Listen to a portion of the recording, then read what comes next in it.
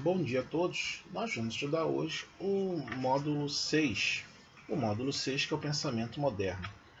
Esse pensamento moderno vai ser a base que nós iremos estudar no módulo 7 sobre o renascimento cultural europeu. Temos que também pensar que a Europa vinha de um período de 1000 anos entre a Idade Antiga e a Média, em que nesse período nós tivemos transformações importantíssimas, como foi abordado nos módulos anteriores, o fortalecimento dos estados modernos, o surgimento de uma nova classe, a burguesia, e a mudança principal na sociedade vai ser a pirâmide, que foi a base do feudalismo. Então, essa fragmentação desse Estado europeu, dos estados que futuramente se formarão e antigamente eram feudais, se dá basicamente com o fim do Império. E o principal império que termina esse período de transição é o Império Romano. Então, o Império Romano, quando ele acaba, esses territórios são fragmentados, aonde surgem o que nós chamamos hoje, historicamente, de feudos. Bom, ou seja, você tinha uma sociedade feudal, que era uma sociedade praticamente de economia agrária, nós já abordamos isso nos módulos anteriores, e essa sociedade era uma sociedade estamental, onde você tinha uma pirâmide, em que em cima você tinha o senhor feudal, no meio você tinha o clero, nobres, futuramente cavaleiros, com o início do comércio, a burguesia, e lá embaixo, a base da pirâmide que mantia o primeiro e a segunda parte dela, os servos, tá? Servos e camponeses. Lembrando, servos não é a mesma coisa que escravidão, tá? Tem uma grande diferença. E no caso camponeses, você não pode falar que esses camponeses eram escravos, porque eles não eram obrigados a manter na terra. Era um contrato que você tinha no feudalismo, em que você ocupava aquela terra, dava uma parte da produção para aquele senhor feudal, em troca de você ter um lugar para ficar. Então você não pode considerar isso como uma escravidão. Durante muito tempo se pensou, mas não. Bom, a servidão, juntamente com a questão camponesa, não pode ser considerado escravos. Diferente do que você vai ter na história da América, com as grandes navegações, em que os povos indígenas nativos e os europeus, quando começa o tráfico negreiro, a rota de tráfico, você tem realmente uma escravidão, tá bom? Então você tem uma sociedade que praticamente dura 1000 anos, esse pensamento. Com a Idade Moderna, você vai ter e as transformações ocorridas na Europa, principalmente após as Cruzadas, o surgimento de um pensamento. E esse pensamento nós hoje conhecemos, denominamos ele como o humanismo. O humanismo, uma coisa bem fácil de você resumir o que seria o humanismo é o homem no centro de tudo. Por que você tem esse pensamento? Temos que voltar que no período da Idade Média para a moderna, a grande detentora do conhecimento era a igreja. Bom? Então a igreja, através da sua teoria teocêntrica, Deus era o centro de tudo. Então a igreja, ela se autoproclamava a conhecedora de tudo. Tudo. Isso se dá basicamente por uma questão simples. Você não tinha escolas como nós temos hoje. Imagine uma sociedade europeia em que 99% das pessoas eram analfabetas. Até mesmo os sacerdotes dessa igreja, a grande maioria era analfabeta. Bom, quando nós estudarmos a Reforma Protestante, nos módulos à frente, vamos entender como é que a igreja ela controlava essa sociedade, como esse rompimento que vai acontecer inicialmente no século XV vai trazer uma nova visão e também vem somar com o renascimento cultural. Bom, e é claro que a igreja não vai aceitar isso de forma pacífica. Bom, a gente vai ter um período da Reforma Protestante e a Contra-Reforma Protestante. Mas vamos voltar aqui primeiro ao humanismo. O humanismo, como é tratado e defendido por vários filósofos da época, o homem se torna o centro de tudo. A igreja, ela claramente defende a teoria teocêntrica, em que Deus seria o centro de tudo, e não o próprio homem. E nesse período você tem a escolástica, que na verdade é um pensamento da igreja, em que a razão e a fé gente tem que caminhar junto. Só que essa razão é uma razão que a igreja cria e não uma coisa que uma pessoa de fora possa criar e contestar o pensamento da igreja, ou como chamavam-se lá atrás, os famosos dogmas. E entre os principais defensores dessa teoria da razão e da fé, que é a escolástica, você tem o padre Tomás de Aquino. Tá? Tomás de Aquino, em suas obras, ele defende claramente que a igreja seria a detentora de todo conhecimento. Bom? Então, se você procurasse conhecimento sobre qualquer coisa, a igreja seria a base desse conhecimento.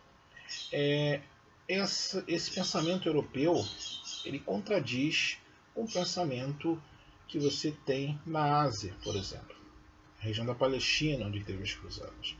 Então, o humanismo ele começa a crescer principalmente nas cidades e tem ligação direta com o comércio no período das cruzadas.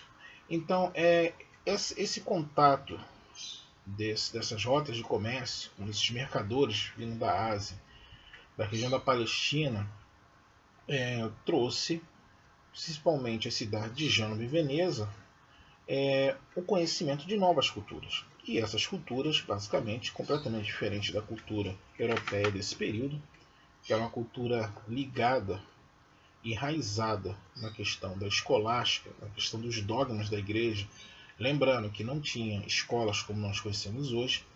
Da mesma forma, 99% dos europeus eles eram analfabetos. Não? Então essas cruzadas elas fazem esse contato da cultura europeia com a cultura que veio somente da Ásia e da região da Palestina, árabes, ortodoxos. Ortodoxos nós vamos ver um pouquinho mais à frente. Foi a separação, a primeira cisma que a Igreja Católica teve, formando a Igreja Ortodoxa do Oriente. Bom? Então as cidades de Gênova e Veneza, como se tornaram as principais portas de entrada desse comércio, desse contato cultural, hoje são cidades italianas. Lembrando que naquela época, eu já trabalhei só no vídeo lá atrás, a Itália não existia. Tá? A Itália como país, como estado, só a partir do século XIX.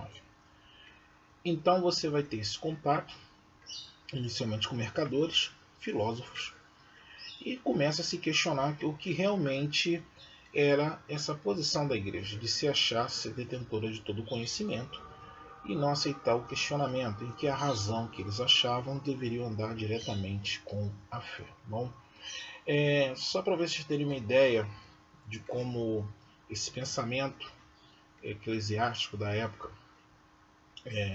contradiz muito com a questão da ciência. Quando os europeus chegam na América, com as grandes navegações, e eles têm contato com os povos pré-colombianos, que durante muito tempo se acreditou que eram os povos atrasados, de cultura inferiores. Nós temos a questão do eurocentrismo. Incas, astecas e maias, principalmente os maias, eles já sabiam que a Terra não era o centro de tudo, coisa que a igreja defendeu durante muito tempo. Chegou a levar gente para a fogueira por causa desse pensamento.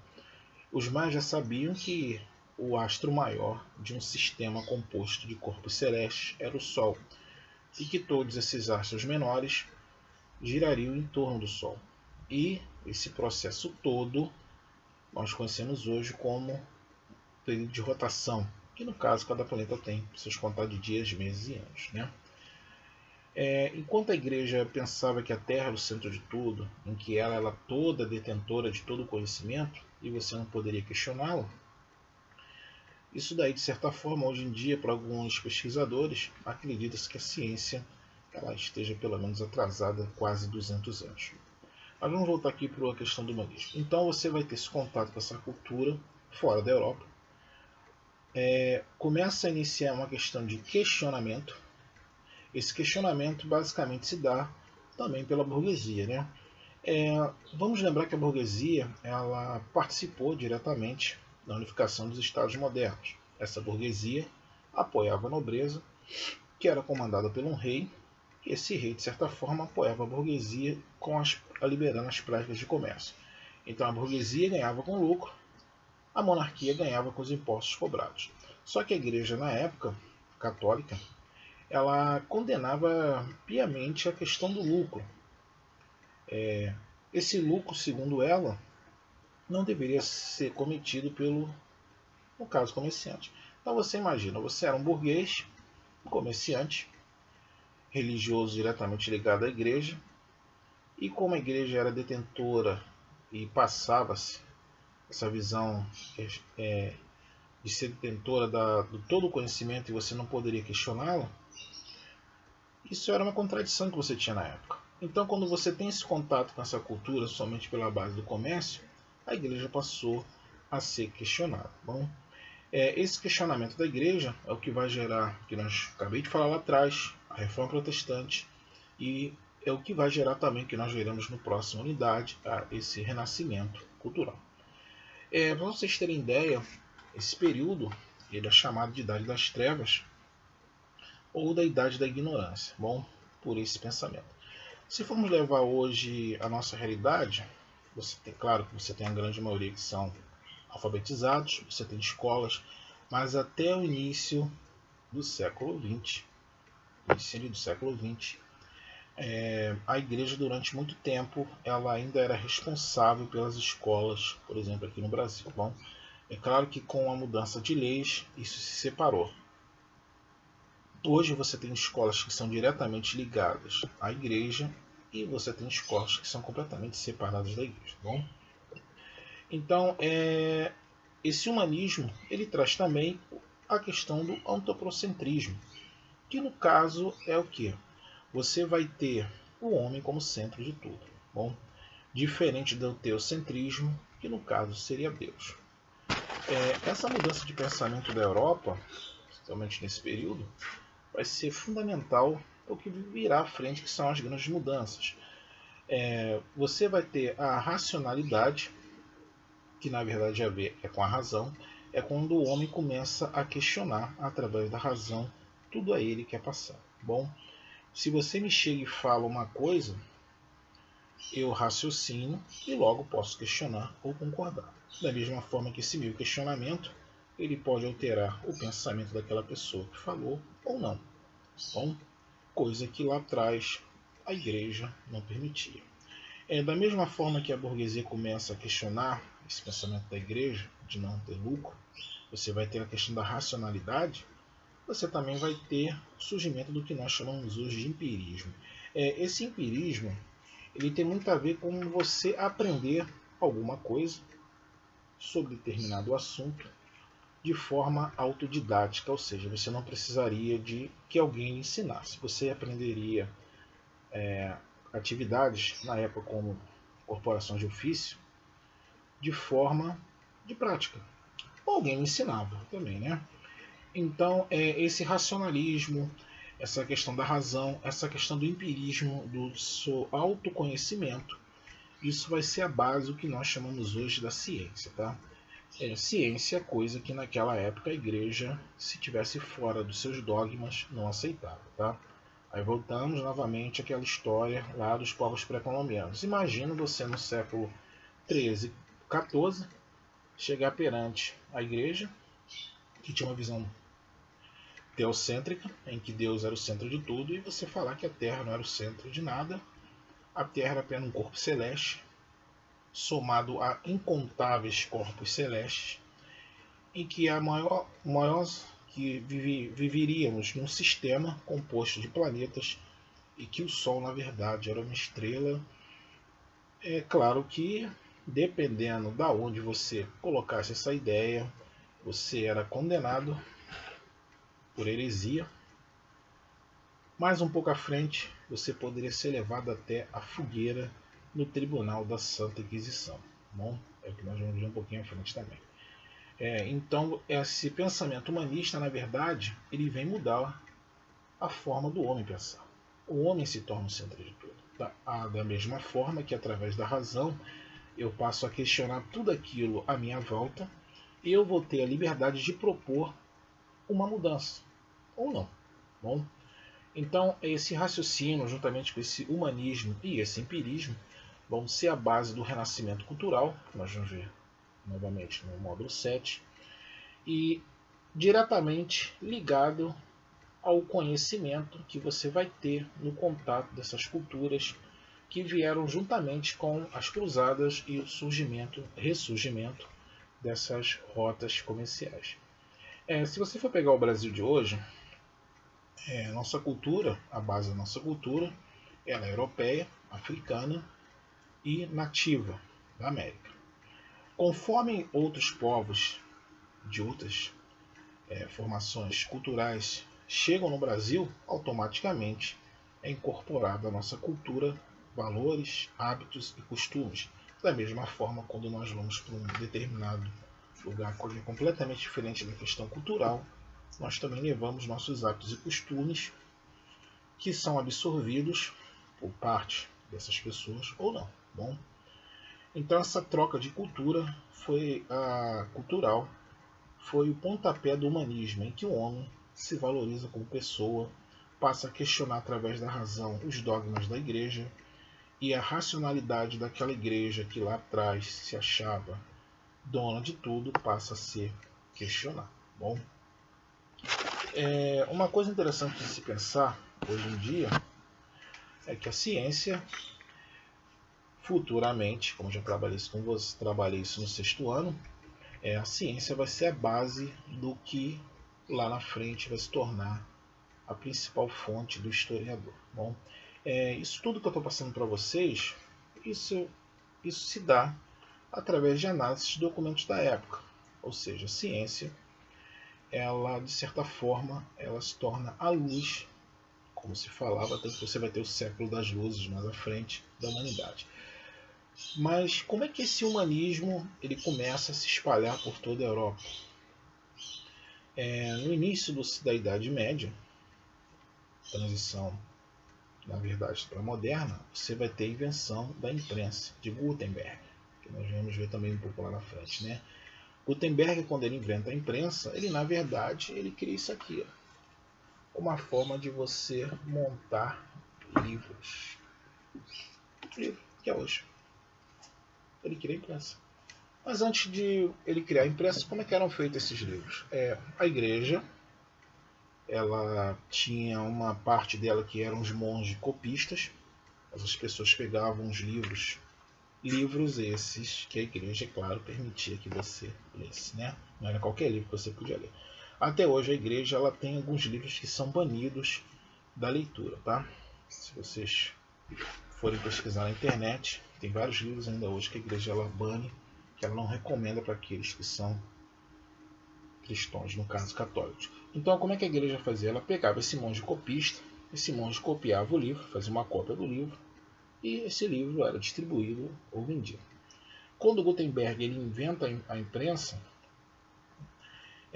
você não precisa mais daquele monge copista. Você cria, que são aquelas letras de forma, você começa a imprimir livros numa velocidade que é 5 vezes maior do que você ficar copiando, e esses livros começam a ser vendidos por toda a Europa. Bom, entre esses livros, que nós veremos mais à frente, nós temos a enciclopédia, que na verdade é a somatória do conjunto de pensamentos, de ideias que se difunde por toda a Europa. Da mesma forma, pelo conhecimento empírico, você aprende a ler e escrever fora do que seria, na época, uma coisa bem restrita a poucas pessoas, né? Então, a Europa ela começa a passar por uma mudança. Bom, então, essas ideias, de certa forma, são largamente difundidas através da imprensa de Gutenberg, e hoje a divulgação do conhecimento não se dá somente só por livros, né? Temos a internet hoje, através das redes sociais, YouTube ou qualquer outra forma de leitura. Bom, diferente do papel, né? Esse papelzinho que nós carregamos e nós também escrevemos.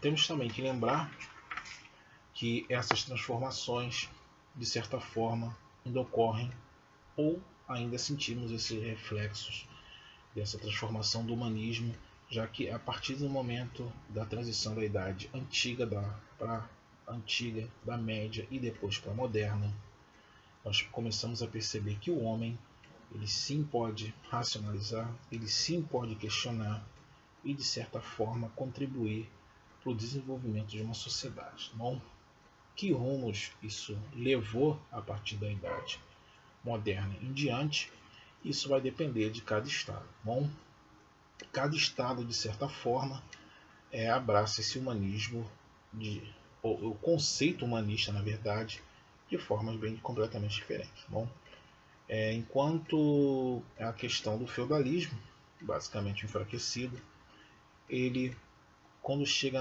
entre a metade do século XVIII para o XIX, você tem quase o fim desse sistema de produção agrária. Tá bom? Lembrando que a Europa vai passar por um período de transformação e ela vai se mecanizar, vai se tornar uma das principais potências, o continente vai se tornar uma das principais potências econômicas. Isso vocês viram lá no início do oitavo. Bom, então o humanismo, como lá atrás eu falei e repito novamente, é o homem como centro de tudo. O homem raciocina, logo vem aquela frase: penso, logo existo. Bom, e por hoje ficamos aqui e até a próxima.